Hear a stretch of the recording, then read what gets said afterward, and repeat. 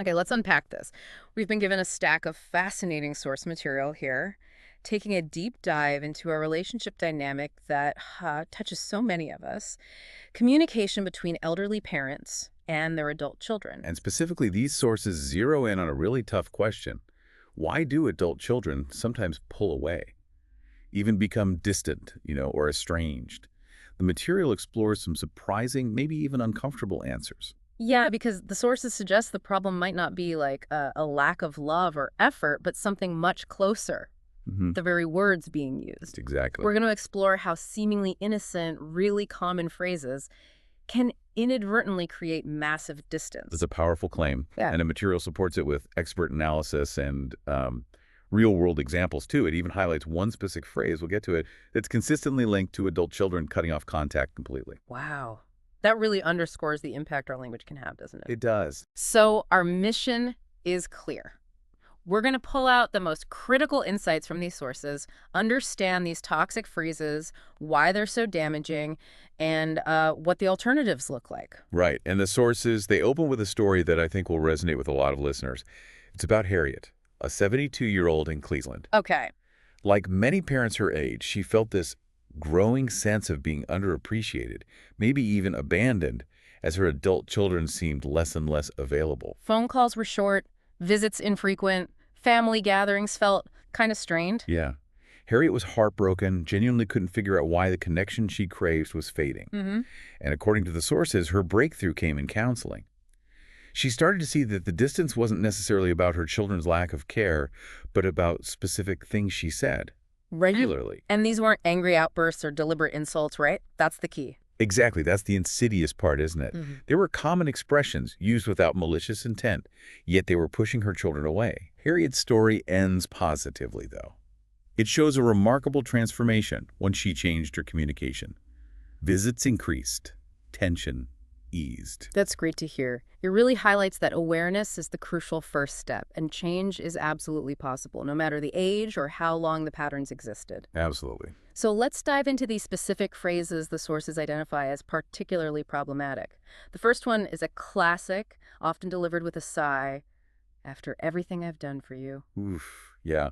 Relationship experts cited in the material, like Dr. Rebecca Martinez, immediately flagged this as emotional manipulation. Manipulation, how so? She describes it as creating a transactional dynamic, like keeping a running score of sacrifices. Right, and it weaponizes the natural care parents provide. It turns upbringing from an act of love into this sort of unrepayable debt. Precisely.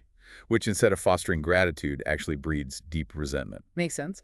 The sources share the example of Gregory, 76, in Phoenix. He'd often remind his son about paying for college, using that phrase. Ah, the college example. Yeah, and then tie it to expectations, like demanding regular phone calls. His son eventually well, he exploded. He couldn't take it anymore.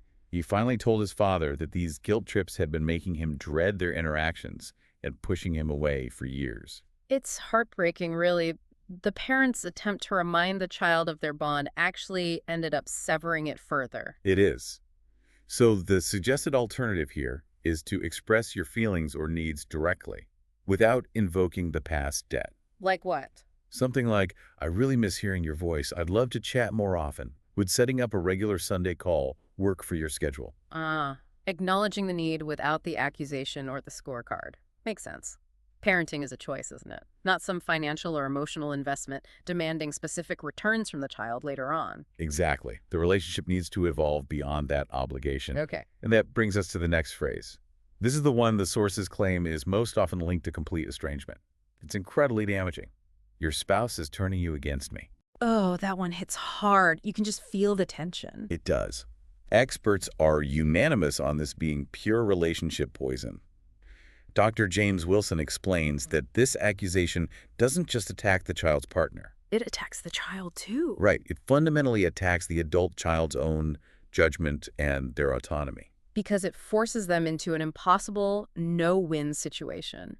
They're being told they have to choose between their parent and their spouse, the person they've chosen to build their life with. That creates unbearable stress.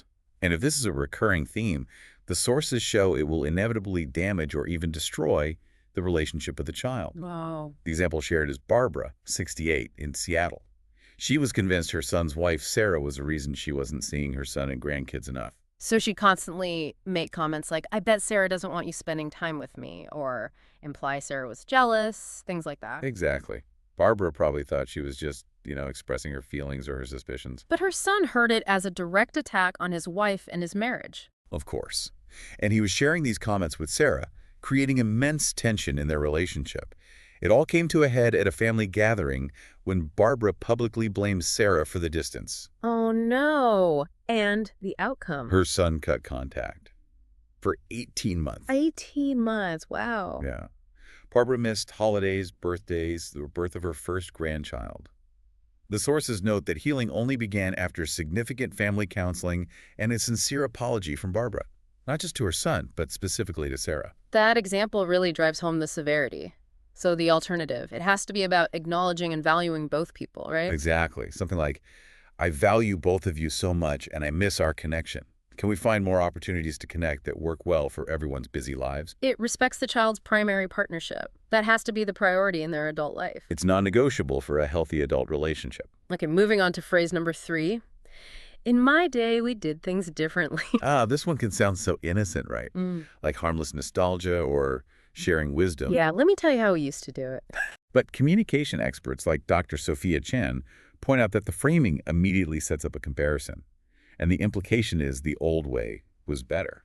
It positions the parent as a critic, even if they don't mean to be, which must be especially damaging when the adult child is navigating things like parenting or career choices. Lifestyle choices, yeah. Yeah. Areas where they are actively building their own adult identity. Undermining that is rough. Totally. The example in the sources is Timothy, 74, from Nashville. He genuinely wanted to share his experience with his daughter, who had young kids, but he'd always start his advice with, well, in my day. And his daughter just shut down, I bet. Felt judged. Exactly. She felt like he was constantly criticizing her parenting choices, making her feel inadequate. So what happened? Well, when his daughter finally explained how it made her feel, Timothy made a conscious change. A big one. Instead of leading with the old way, he started asking questions about her approach. Oh, interesting. Like what? Like, I'm curious, how are you handling bedtime? Or, what's your strategy for managing screen time? Genuine curiosity. And did it work? It dissolved the tension. His daughter felt respected and, surprisingly, became much more receptive to hearing about his experiences, sometimes even asking him directly, how did you handle this when I was little? Wow. So the goal shifted from correction to connection. That's it. When you show genuine interest and respect for their decisions, they're much more likely to organically seek out your experience as a resource, not feel like it's being imposed as a judgment. That's a great point. Mm. Okay, phrase number 4 on the list. You never visit, call me. Ugh, the absolutes. Relationship counselors in the sources point out the immediate problem here is the language never or always. Because it distorts reality, right? It Wow. instantly puts the adult child on the defensive. Exactly. Because unless they are literally never calling or visiting, which is rare in these strained but not estranged situations, the statement is simply untrue. And even if they called yesterday, they still hear, you never call, which basically tells them whatever they do isn't enough. It's a no-win. It is a no-win. And it breeds resentment, makes the child dread future interactions. The sources tell the story of Evelyn, 70, in Chicago. She'd complained her daughter never called, even though they'd spoken just a few days before. So her daughter started avoiding calls because she knew the complaint was coming, regardless. That makes sense, sadly. Right. Evelyn's breakthrough came when a friend suggested she keep a journal. Just track the family interactions. She was genuinely shocked to see her daughter was contacting her 2-3 times a week. Calls, texts, photos. So the problem wasn't the frequency of contact at all. No, it was Evelyn's perception and maybe some unrealistic expectations. When she saw the reality, she shifted her language. Huh. Instead of the accusation, she started acknowledging specific positive connections. I really enjoyed our chat Tuesday, or thanks so much for sending those photos on text, focusing on the positive. And the alternative for expressing the underlying need, loneliness maybe? Is simply stating the feeling directly, without exaggeration or blame. I treasure our time together, and lately, I've been feeling a bit lonely. I would love to find a regular time that works with your schedule for us to connect. Acknowledging the child's life and responsibilities while expressing a vulnerable need, much healthier. Way healthier. And finally, phrase number 5. You'll regret it when I'm gone. Oh, this is perhaps the most emotionally loaded one. Experts universally condemn this. It's using mortality itself as emotional leverage. It's a toxic blend, isn't it? Guilt, manipulation, fear, all wrapped up together. Absolutely. It creates immense anxiety for the adult child and, the sources note, often triggers avoidance rather than drawing them closer, which is the opposite of the intended effect, usually. It essentially creates a traumatic association with the parent's eventual passing. How awful. It's emotional blackmail, pure and simple. The source gives the example of Robert, 78, in Denver. He'd deploy this phrase whenever his children couldn't attend a family event or if they disagreed with the decision he made. And like Evelyn's daughter, his children probably started limiting interactions because that emotional burden is just too much. Exactly. The constant guilt and blackmail was just too much to bear. His son eventually confronted him about it. Good for him. Yeah. And with counseling, Robert came to understand that he was using this destructive phrase to express his underlying fear of being forgotten or becoming irrelevant. Which is a valid fear, but expressed terribly. Terribly. Yeah. So the alternative here is to communicate that desire for connection and relevance directly without weaponizing mortality. What would that sound like? Maybe. These family moments mean so much to me, and I really hope we can create more memories together in the coming months, or even just, I love seeing you. Building the relationship on mutual respect and genuine connection, not obligation or fear.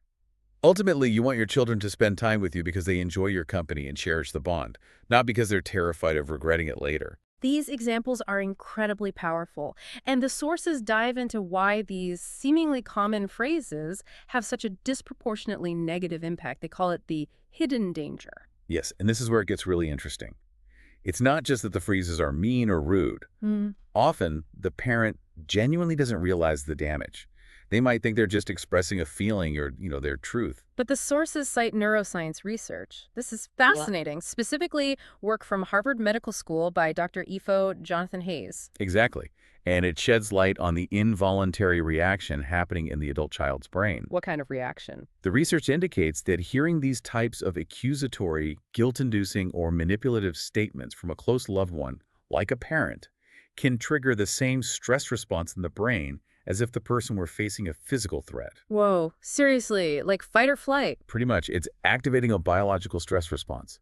And if this happens repeatedly, the brain starts to create an automatic avoidance pattern. So the adult child isn't necessarily consciously deciding, I hate my parent, I'm cutting them off. It's more like their brain and nervous system are being conditioned to limit contact. Precisely. Limit contact with the source of that stress response.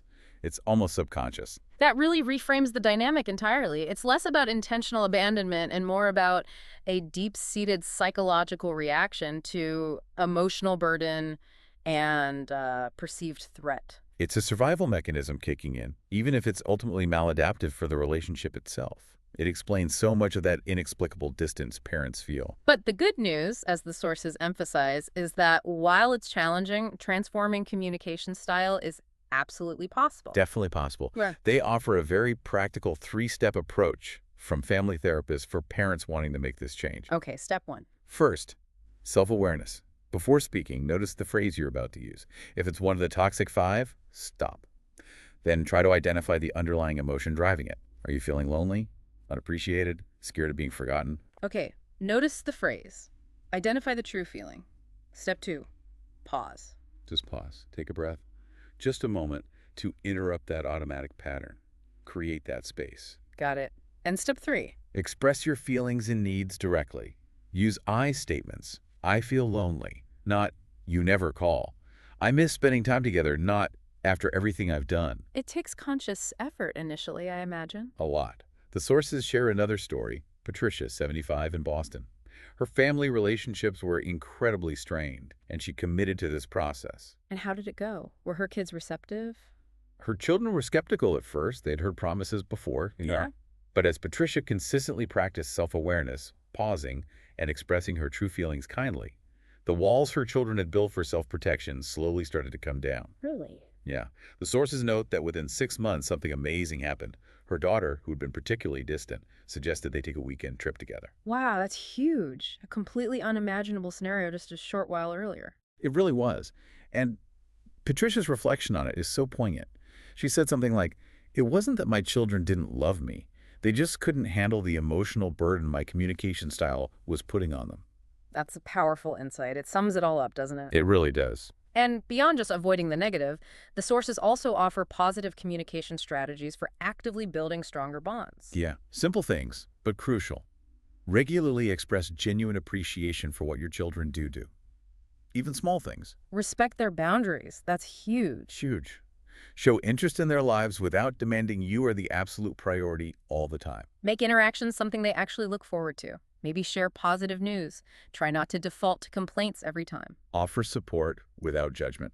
Respect their adult decisions, even if you disagree. That's key. And be open to creating new traditions, right? Hmm. Ones that fit their current lives rather than rigidly expecting them to conform to old ways that maybe don't work for everyone anymore. Exactly. The shift is towards building a dynamic based on mutual respect and genuine connection. Not one burdened by obligation, guilt, or, digging up past grievances. It's about fostering a relationship they want to be in, not one they feel trapped by or obligated to maintain out of duty.